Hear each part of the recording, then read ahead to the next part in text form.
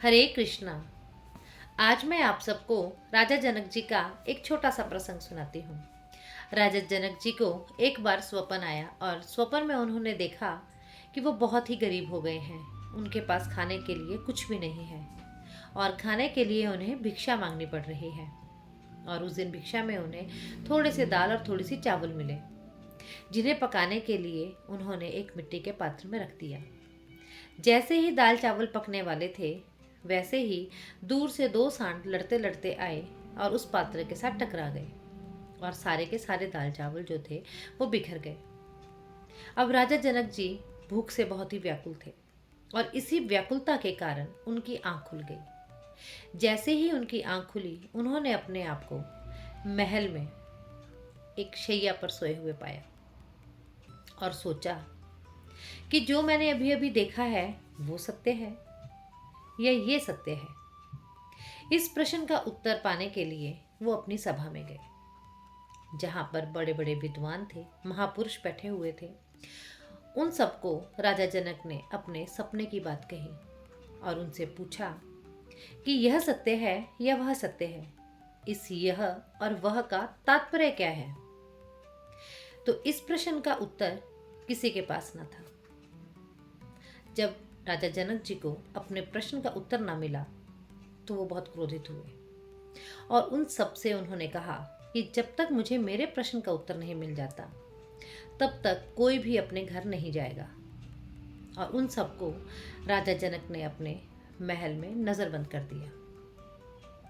उधर अष्टवक्र जी अपने मित्रों के साथ खेल रहे थे और खेल खेल में ही उनके मित्रों ने उनसे कहा कि यदि तुम इतने ही प्रवीण हो तो अपने पिता को राजा जनक की कैद से क्यों नहीं छुड़वा लेते। जब तुम उन्हें छुड़वाओगे तब तो हम जानेंगे तुम्हारी प्रवीणता को। तो ये बात सुनकर अष्टवक्र जी अपनी माँ के पास गए और उनसे जाकर पूछा कि तुमने मुझे क्यों नहीं बताया कि मेरे पिताजी राजा जनक की कैद में हैं। मैं अभी जाता हूँ और उन्हें छुड़वा कर लाता हूँ, पर उन्हें कैद क्यों किया गया है। तब माँ ने सारी बात बताई।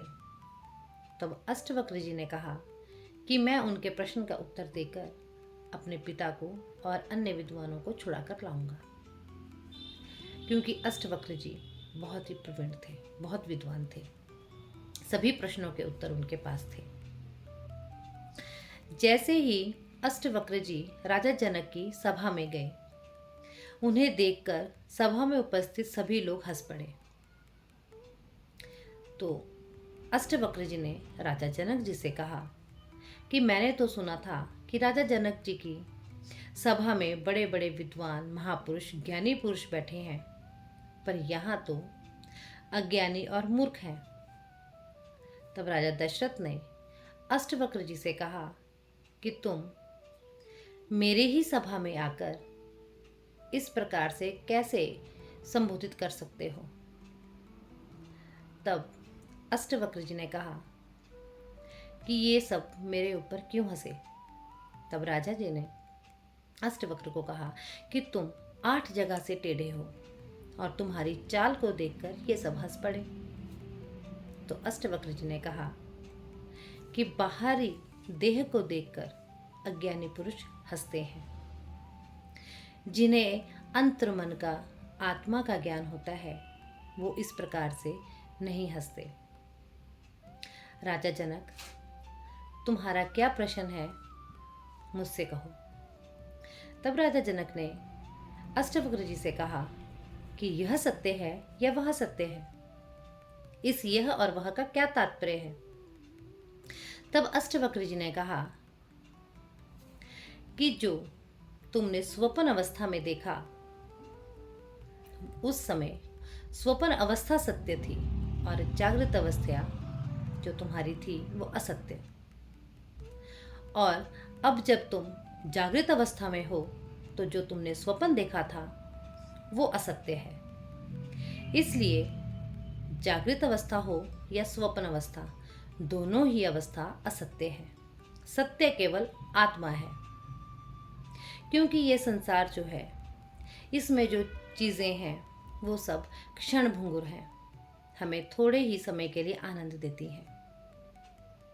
इस पूरे संसार में यदि कुछ सत्य है तो वो परमात्मा है और हमारी आत्मा है।